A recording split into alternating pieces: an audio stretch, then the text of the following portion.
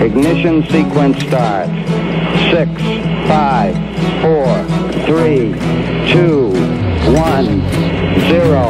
Liftoff. We have a liftoff.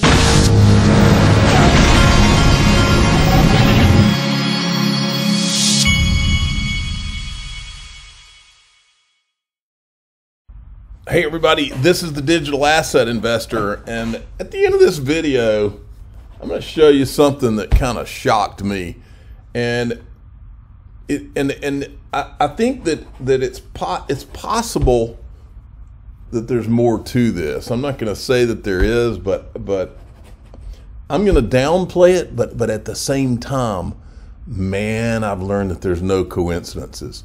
So you just strap in and wait, because this was pretty shocking to me. All right.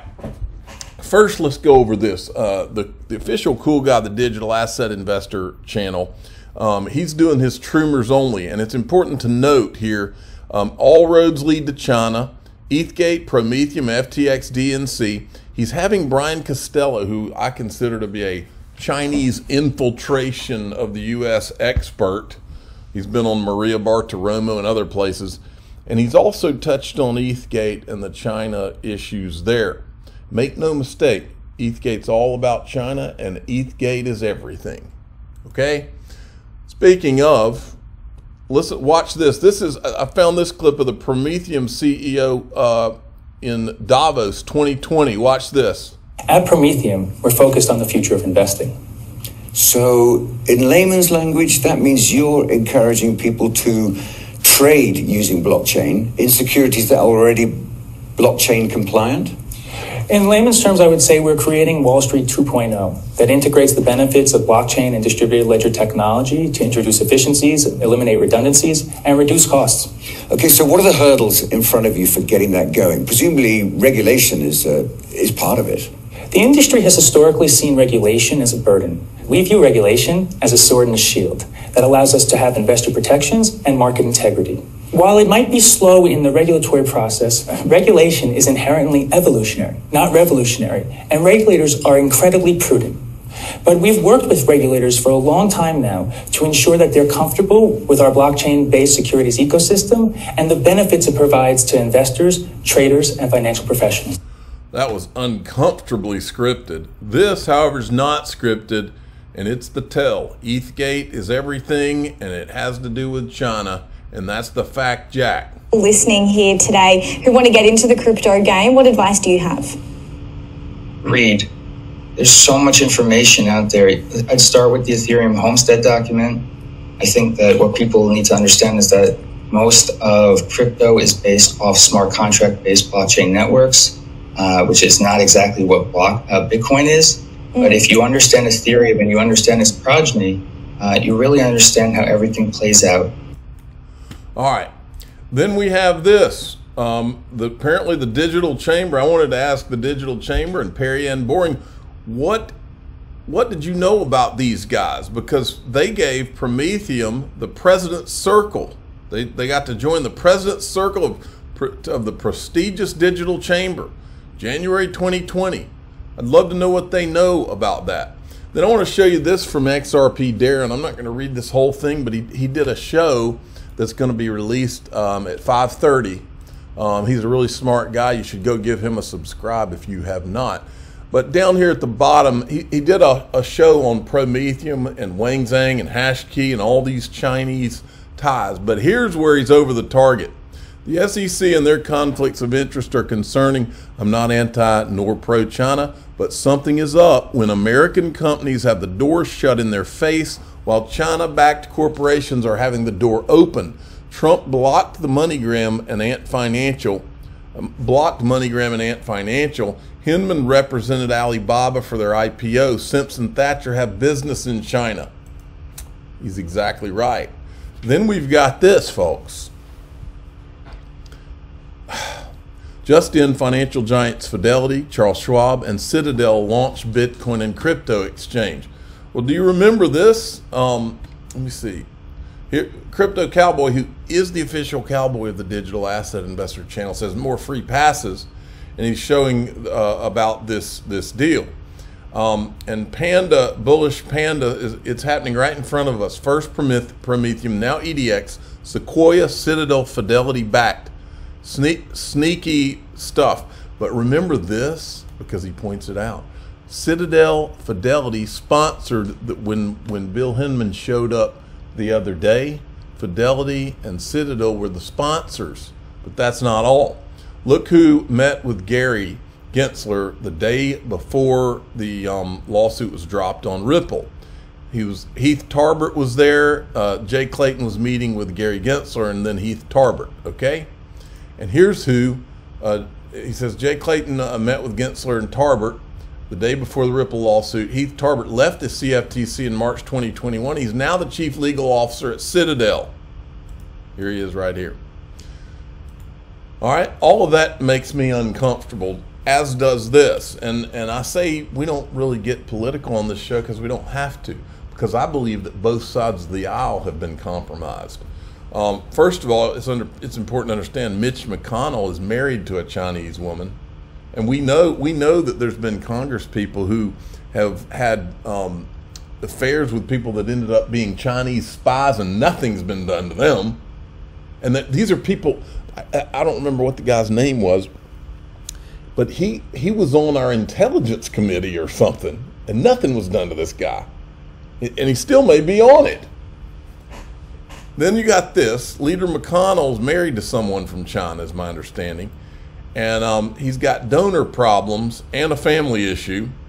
Sequoia, Blackstone, Citadel, CEOs dumping millions into McConnell's PAC, Senate fund. Sequoia also invested in Citadel, who's going back to China, protecting elites, China investments. And here's all the documentation. And, of course, Biden's got his hands all over a little girl again. I don't even know what to say about that weird crap. What has happened to this country? That's what I gotta say.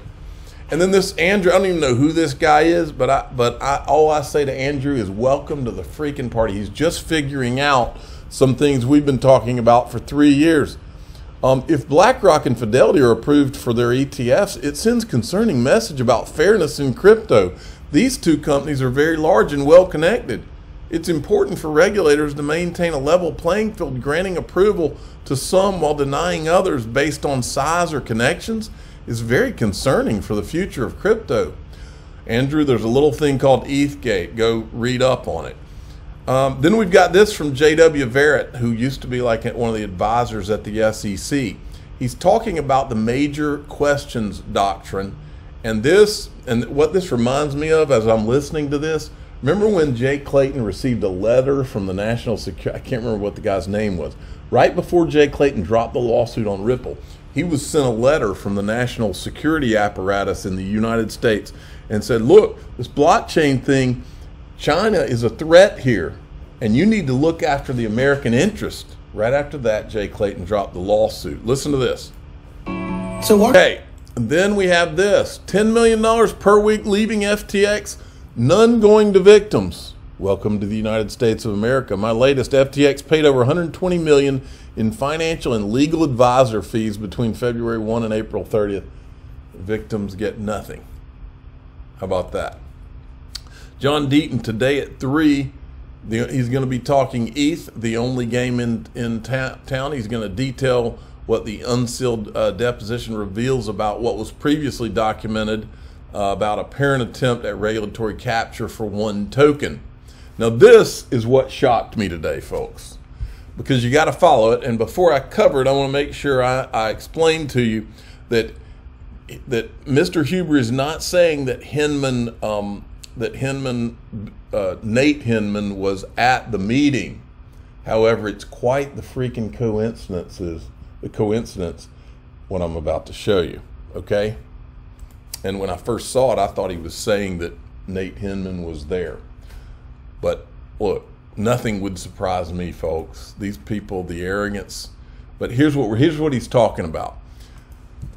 The Silicon Valley Ethereum meetup, this was the meetup where Joseph Lubin was explaining to the room how he would help the whales disguise themselves, and you could have multiple identities with just an email address. You could buy Ethereum.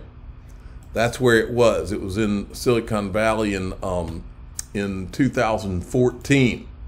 What Mr. Huber has found that's interesting, he says Ethereum meetup at Plug and Play. This was when the Ethereum Foundation tweeted about the meetup that was going to happen, where Joseph Lubin would talk about helping to disguise the whales.